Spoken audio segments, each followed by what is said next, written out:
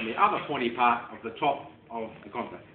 And so my travels took me back there to be adopted into a very famous performing arts family up there, Munyaren clan, and that's where I learned the tradition of this beautiful instrument.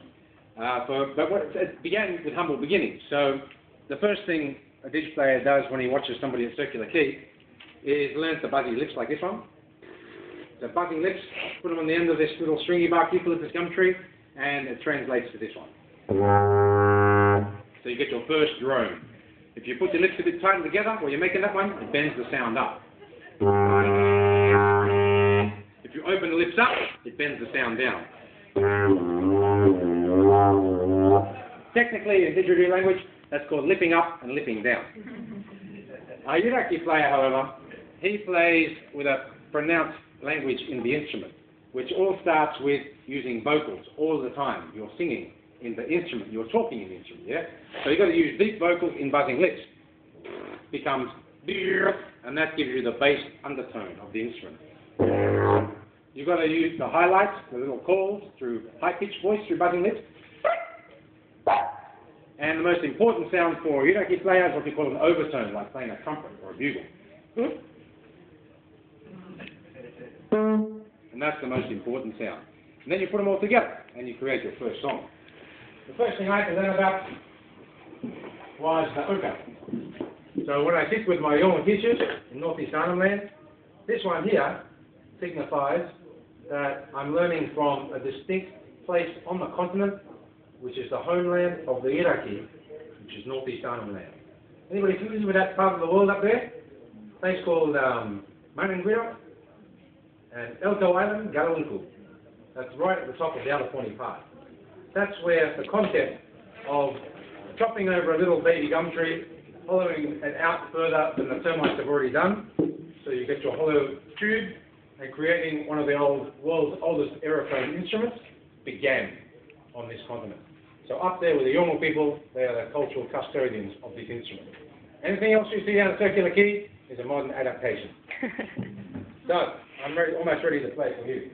I had to learn about the bilama. The bilama helps you understand the tempo, sometimes slow one, sometimes it's a medium one, sometimes it's a fast one, sometimes a tricky one.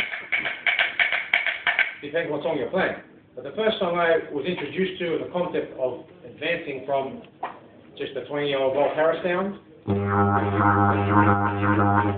to tongue talk is a song about water. We call this one Gapu. And so to arrive at this rhythm, I got to learn how to do this one. Now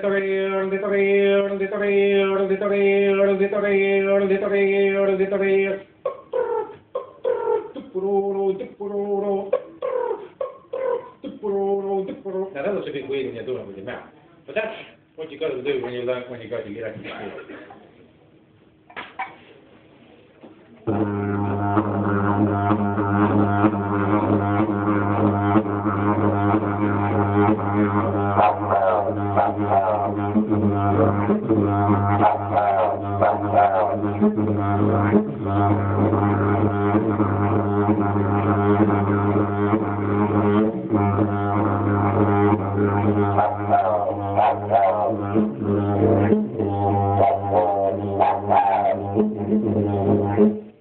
That's just one song. There's a song for everything where the Yiraki comes from. Song for the bark on the tree, for the leaf on the tree, for the stand. Song for you, song for me, song for our aunties, our mothers, our fathers. Song for the wind that come from this way, the wind that come from this way. Song for everything. So the Yiraki player is a very important lad because there's one of them in each clan, and the chosen one gets all the girlfriends. So you're going to be able to remember all those cycles. But look, the technical stuff aside, people always, even after all that stuff, ask me to bring the Yiraki or the didgeridoo to the birthday parties and barbecues, entertain all the kids in the backyard while mum and dad go and have a red cordial inside. And I've been doing that for 10 years now. And for 10 years, people always ask, funnily enough, for one call, one bird call, one animal call, all the time, the same one. So I thought if I could be really fancy and make a kookaburra call, I could probably develop a whole repertoire to save myself from boring myself. So I'll wind up with this little bush puppet show I call the Aboriginal Bush Puppet Show. And we've got calls in here like the dingo. When the sun's going down at night time, you're going to hear the dingo. You're going to hear calls like a magpie, one of my favourites.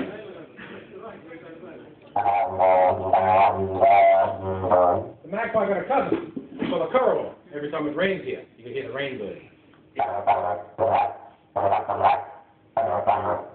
There's calls like cockatoo, one of my favourites.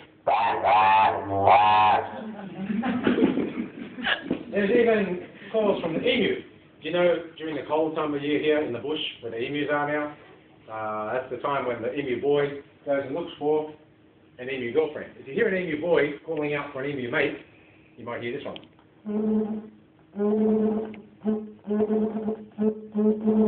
If the emu girl like the emu boy, she called back to him like this one.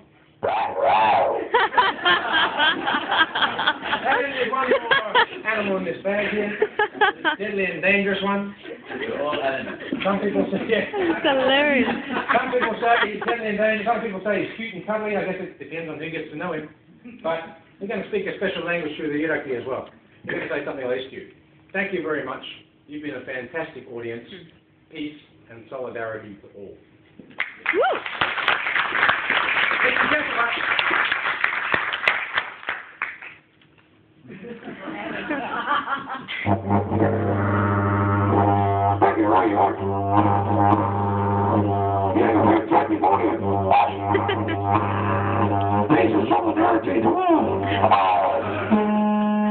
Thank you.